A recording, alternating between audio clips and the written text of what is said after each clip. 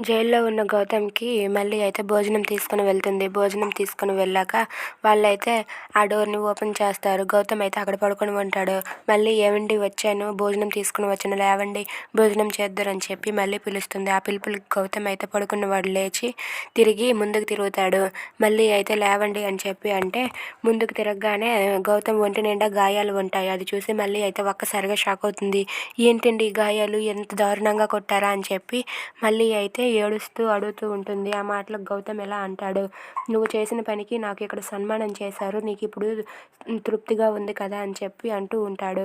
ఆ మాటలకు మళ్ళీ అయితే ఒక్కసారిగా షాక్ అవుతుంది. అయ్యో ఇన్ని దెబ్బలతో ఎలా భరిస్తున్నారు, ఎలా ఉన్నారో ఏంటో అని చెప్పి మళ్ళీ అయితే ఏడుస్తూ ఉంటుంది. "ఎందుకు బయటికి నటిస్తున్నావు?